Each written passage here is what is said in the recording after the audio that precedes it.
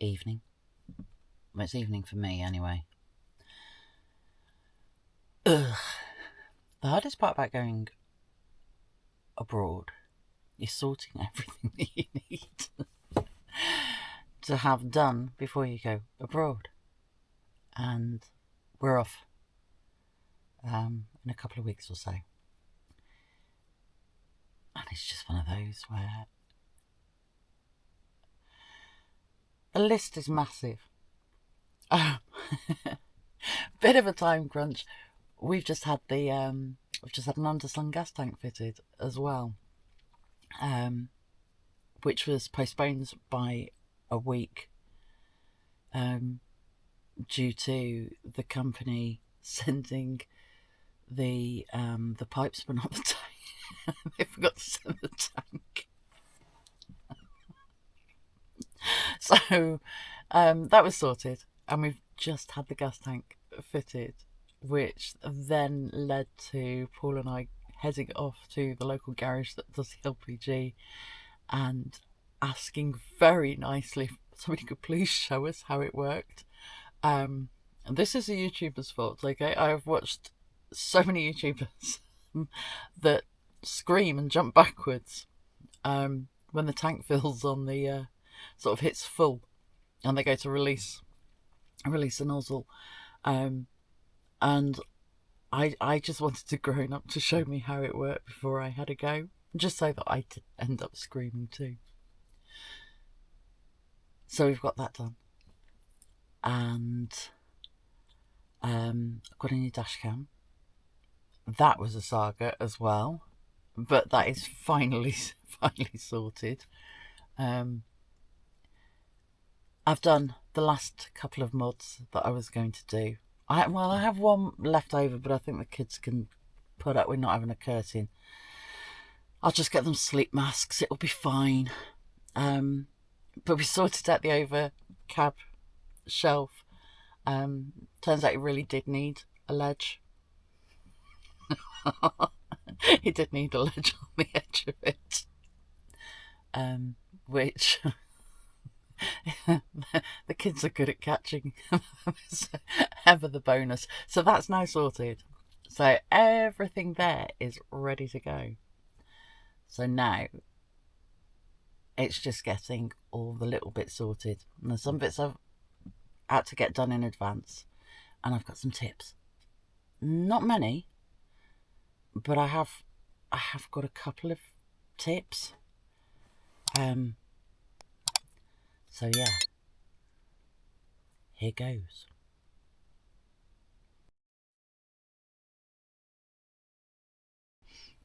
Our first port of call is going to be France. Obviously, because on the channel. Well, I suppose not obviously. We're not doing Rotterdam. So yeah, it's been, let's go buy the headlight adapter stickers. Let's go get the breathalyzers. And the warning triangle. Had one, was massive. Now got a much smaller, nicer one. Clicky fold out thing. Much better, takes up far less room. Got the high-vis jackets. Now here's my first tip. Do not go onto Amazon and the like to go and get your high-vis jackets. Ignore the AA ones, yada yada, all of those ones. Go to one of the safety supply companies. In fact, I went to the safety supply shop. They were less than £1 each. I mean, like, you're not likely to need to use them, so there's no point in spending a fortune.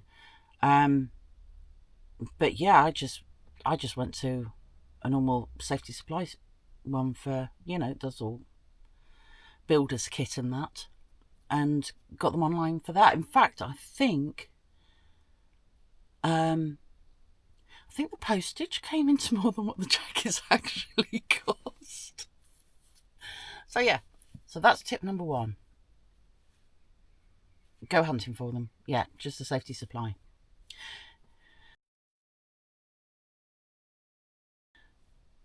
Tip number two, sorry. We're going into Germany. Now, most of Germany, you don't need to worry about clean air certificate, but we're actually going into one of the cities where you do need them. Now, there are websites that you can order them from, and they're 15-20 euro to get to, and they're the first ones that come up when you type it in. It's a bit like passport checking websites and things like that. You know, the first ones that turn up are generally the more expensive ones. The best website to go to is berlin.de. No matter where you go in Germany, the stickers are the same. So I just went on, filled in the form. I paid about €6 in total, so including postage, to get that sent over, and it came, I think it took about a week to arrive, which, you know, not bad. So that's that. And yeah, ignore the first sites that the websites that you see when you look for it. You can also, when you get to Germany, you can go into garages and service stations, and you can get one there, but they might charge you a little bit more because, you know, it's an additional service that they're offering. So yeah, that's tip number 2.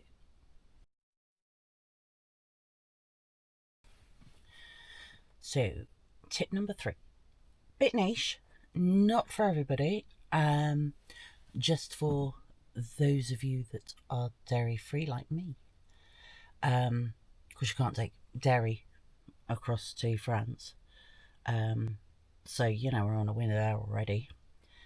But I've always found it's a little bit hard to find a lot of almond milk, and the oat milk tends to have the vegetable oil in it, and I don't like that. It's great if you're going to try and make yourself a latte, but if you're just having a cuppa in the morning, it's Anyway, I travel with powdered oats. No, I'm not sponsored, not in the least. Who's sponsored me? I've got one. Yeah, hey, I've got the following to be sponsored. Anyway, I take this stuff. It's overheard oat drink powder. It's gluten-free, fortified and vegan, and it's dead easy to use, and you just knock up your milk whenever you want it. It's not gritty, it's not bitty, and it doesn't have any oil in it. So, and it's also great for travelling with, and you can just put some in a pot in your bag as well for when you're out at cafes and things, and they say, "We only got soya," and I hate soya.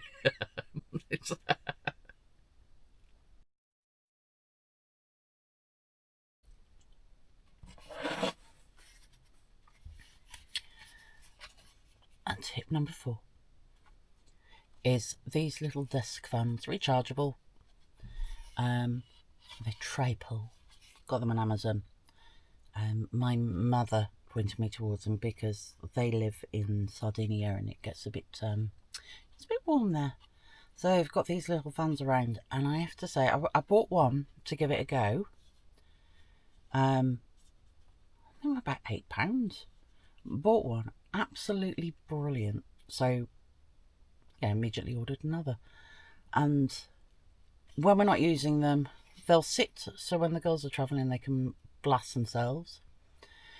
And I've put some hooks in at the back in their bed area so that at night they can point them, they're sort of aiming at their heads, and keep them cool.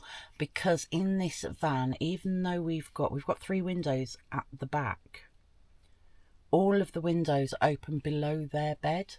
So whereas on our bunk, on the bottom bunk, we can get airflow, they're pretty much restricted from getting any air up there, apart from what would come through from the front of the van or from the roof, the hecky up there.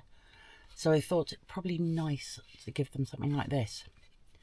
Also bought, just to try and see what it was like, one of those little mini box AC units. I mean, it's the ones where you fill them with water, let it soak in a bit, turn it on.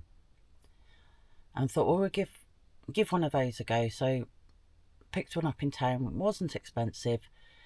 Didn't have massively high hopes for it, but it's actually proven to be really good. And I know JML and that lot do them as well. Very, very similar. I've been running it off the EcoFlow. We've got the River 3. And we've only got the baby one. We haven't got any of the battery expansions on it. It doesn't show as drawing anything. Ran it for an hour. I think it used... I think it was 5% of the battery over an hour, which was incredible. And what I've been doing with it when we've used it is I pop it in the kitchen in the evening, pointing at the bunks. Start off pointing it at the bottom bunk. And then, after a while, point it up towards the top bunk. And for something that's so small, it's actually really effective. It really does cool down that area. It's not going to cool the whole van. You'd need 3 or 4 of them going if you were going to cool the whole van.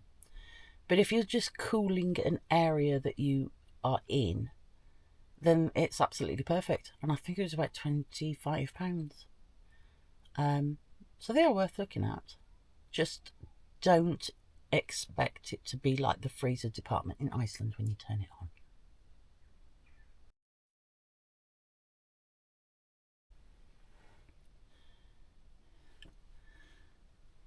If you are like us and you've gone for the refillable gas, don't forget to get adapters.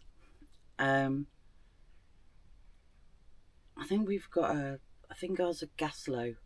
It's the undersun tank. I think we've got a 25 litre. That as well. If you've got an Expedition 67 Flex and you're looking at getting a gas tank fitted, give the fitter a heads up that your heater is on the outside and that the brackets around by the rear of the exhaust that apparently they would normally use for attaching the gas tank can't be used because the heater's using them. I think it surprised Andy who fitted ours, but he did a absolutely cracking job. My little gas meter is just on the side bunk here, so I can see what's going on. He popped he couldn't put a pillar. He couldn't put a filler in the pillar of the driver's side because apparently there's an awful lot of cabling being put in there. However, he did fit it, and it is by the electric input there, and yeah, very nice job, all nicely sealed.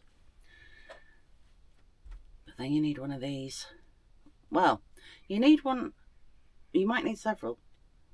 This one does Germany, Austria, Belgium and Ireland, and the other one that we've had to order does France, Italy, like half a dozen different countries, maybe more.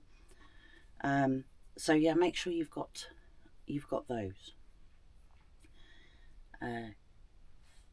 because I don't know how easy they are to get on the continent, because we are the awkward ones that require the adjustments.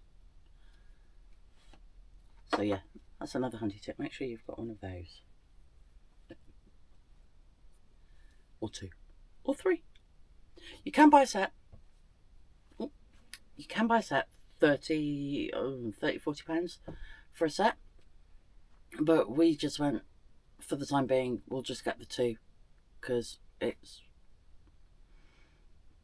well, I admit one was free. That was a freebie for having the gas tank fitted, and the other one was £16.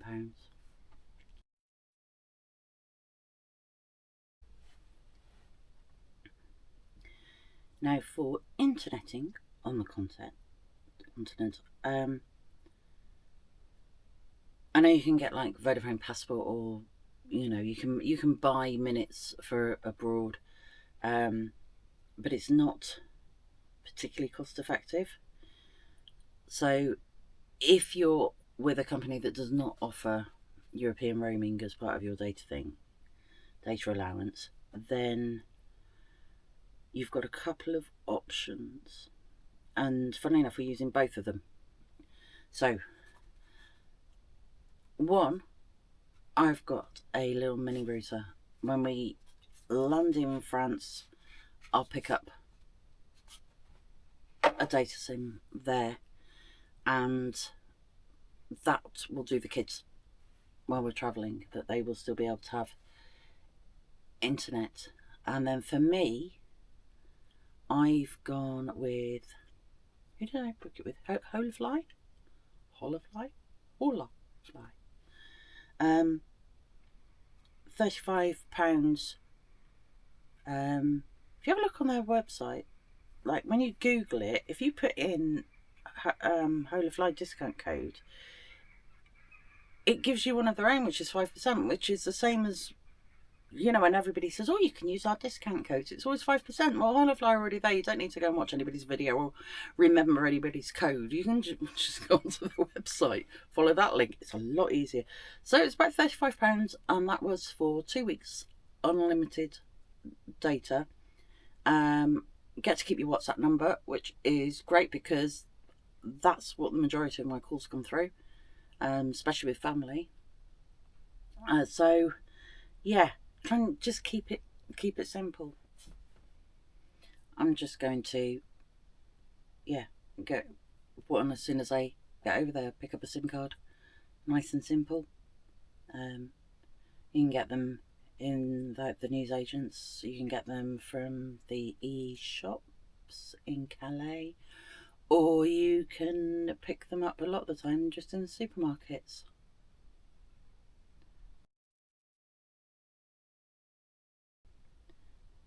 If you like reading ebooks, or you like reading magazines and things like that, and everybody always tells you to go and sign up for this monthly contract for whatever lending website that there is, you can download your books and magazines and things like that. There is a cheaper way of doing it. In fact, there is a free way of doing it. And most lending libraries have an online element to them, and they'll have services like BorrowBox, and you can download on there your ebooks that you fancy reading. There are hundreds of magazines and newspaper subscriptions on there as well, and because you're a member of the library, you don't have to pay anything, because it's all part of what the council funded libraries do. So that is really worth looking at. I use it because I get all my magazines on that, and one, it doesn't cost me anything, and two, it keeps our libraries going, because they're being seen to be used, and those services are being used. And all you need is a library membership, and to get one of those, you literally just walk into the library, take some ID with you, and say, please, could I become a member? And that's it. No cost, no fuss, and practically every magazine is available there that you would get on a subscription service.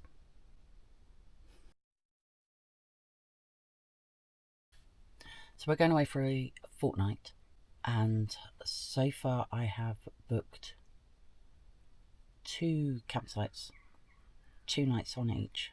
Well, one's at Camperplatz, sort of air style one in the Netherlands, and then the other one is in Cologne, because I use Search for Sites and Park for Night to try and find accommodation. Occasionally I'll use Google as well, sort of, and have a scan through on the maps and see what comes up. And and camping car park as well. But I couldn't find one which had got a decent review on the airs or the campsites on the outskirts of Cologne. So I ended up that we have actually had to book the expensive campsite. It has hurt. But I've booked at Camping City Cologne, just on the basis that you get space, you're not crammed in. Everything that I read for Cologne was there is a big air that's sort of up near the zoo, but it's a tight fit and it gets very, very busy. And there are a couple of free park ups and that around that I found, but I thought if we're going to spend a couple of days there, I don't want to be parking somewhere and then having to shift, and trying to keep a low profile. I'd rather be able to just get the chairs out in the evening and collapse. So we've done that. So that's, Cologne. And all they wanted was a deposit, IBAN payment deposit. And then the other one that I've booked is because of where we're going, we suspect it's going to be busy, so we thought it was best to get somewhere booked up around there. And I think that one's coming in about €20 a night with taxis, which I didn't think was bad. And you get your own marked out pitch, and some nice views. But for the rest of it, I have trawled through Park for Night and searched for sites, and I've kind of I've got a list of potentials. It's not we are going to go here and stay here. It's if we reach this far while we're travelling, there's X, Y, and Z in the area. And I think that works out well. And if you're going to places that are slightly busier, it is always good to have a range of options to go, of different places to go, and also to have a look at where the next nearest place is that might be a little less convenient for where you want to be immediately, but you've got more chance of being able to find somewhere to stay. And when you start looking at other options, they're not actually that far away. It's not that much of an inconvenience.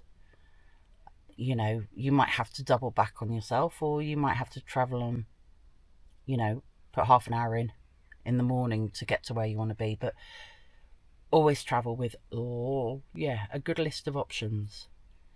Download the camping car app if you're going around France, parts of Belgium, because you can book in advance on a lot of them, but you can also see as you're driving along what availability is left on them. So if you do fancy staying at an air, you can have a look what's in the area and how many pitches they've got available, and so you don't always have to rely on turning up and seeing if anybody's left. If there is space, you can check before you get there, which is really nice. Makes it a lot easier when you're planning. Last suggestion.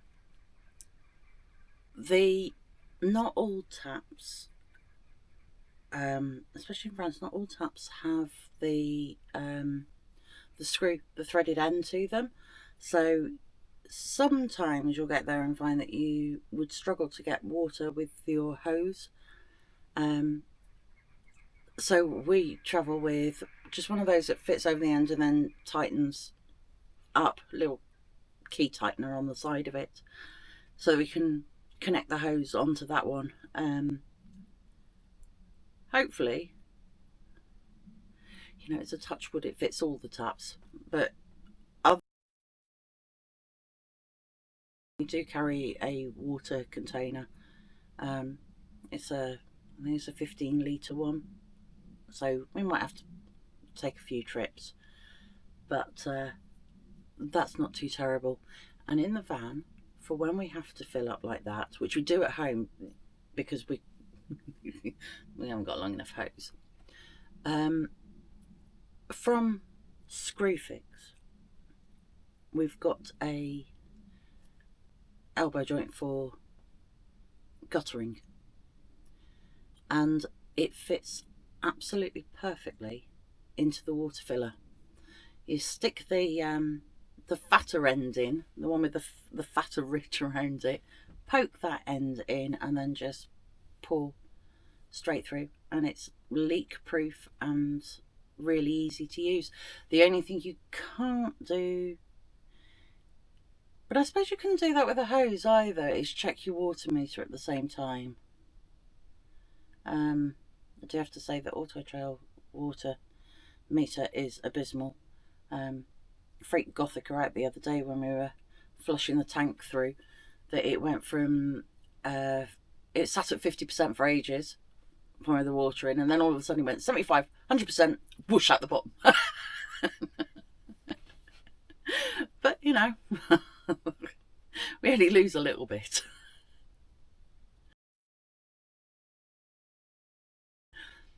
So that's it.